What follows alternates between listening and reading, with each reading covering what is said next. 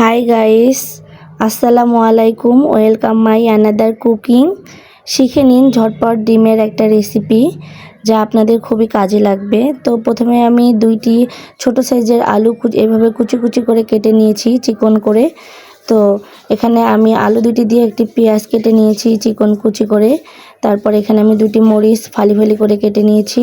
তারপরে এখানে দিয়ে দিবেন স্বাদ মতো লবণ দিয়ে এখানে একে একে আমি দুইটি ডিম অ্যাড করে নিয়েছি। তারপরে এটা কাঁটা চামচের সাহায্যে এভাবে ঝিকিমিকি করে নেড়ে নেবেন।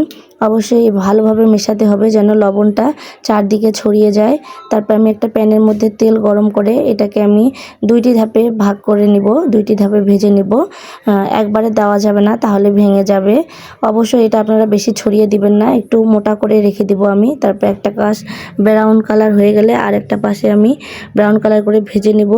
নেওয়ার পরে এইভাবে আপনারা চাকু কিংবা চামচ যেটাই হোক না কেন দিয়ে চিকন চিকন করে কেটে নেবেন। ঠিক ভিডিওতে দেখার প্রসেস অনুযায়ী আমি যেভাবে কেটে নিচ্ছি ঠিক এভাবে চিকন চিকন করে কেটে নেবেন। ঠিক দুই পাশটা আমি এভাবে চিকন চিকন করে কেটে নিব।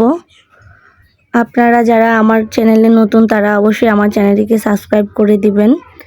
তারপরে আমি একইভাবে ঠিক এইটাও আমি ভেজে নিচ্ছি। আবার ওই অপর পাশটা ব্রাউন কালার হয়ে গেলে আমি এইভাবে উল্টিয়ে নিব। তারপরে আবার ঠিক এই একই রকম করে ভেজে নেব। অবশ্যই ভালো করে ভেজে নিতে হবে, ভিতরে যেন কোনো ডিমের গন্ধ না থাকে।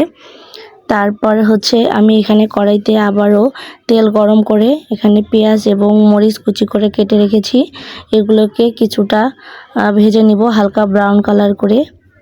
যারা আমার পেজে নতুন তারা অবশ্যই আমার পেজটিকেও ফলো করে দিবেন। আমার ভিডিওটি ভালো লাগলে একটা কমেন্টস করে যাবেন এবং একটা লাইক দিয়ে দিবেন।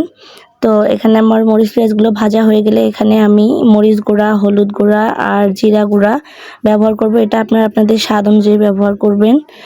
ডিমে যেহেতু লবণ আছে, লবণটা আমি এখন ব্যবহার করব না, পরে একটু চেখে দেখব, যদি লবণ না হয় তাহলে আর একটু অ্যাড করে দিব। তারপর এখানে অল্প পরিমাণে একটু পানি দিয়ে আমি কেটে রাখা ডিমটা দিয়ে দিব। দিয়ে এগুলোকে ভালোভাবে নেড়ে দিয়ে পানিটা শুকিয়ে আসা অবধি অপেক্ষা করব।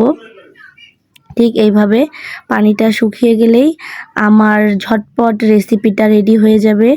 আপনারা যারা চাকরি করেন, অফিস থেকে এসে কাজ করতে ভালো লাগে না, তারা অবশ্যই এই রেসিপিটা বানিয়ে খাবেন, ভালো লাগবে খেতে। অনেক অসাধারণ, অনেক টেস্ট ছিল। আপনারা ঠিক এইভাবে বানিয়ে খেতে চেষ্টা করবেন। তো এই যে ঝটপট রেসিপি আমার রেডি হয়ে গেছে। সবাই ভালো থাকবেন, সুস্থ থাকবেন, আমার জন্য দোয়া করবেন। আপনাদের দোয়ায় আমি অনেকটা এগিয়ে যাব ইনশাল্লাহ। সবাই ভালো থাকবেন। আল্লাহ হাফেজ।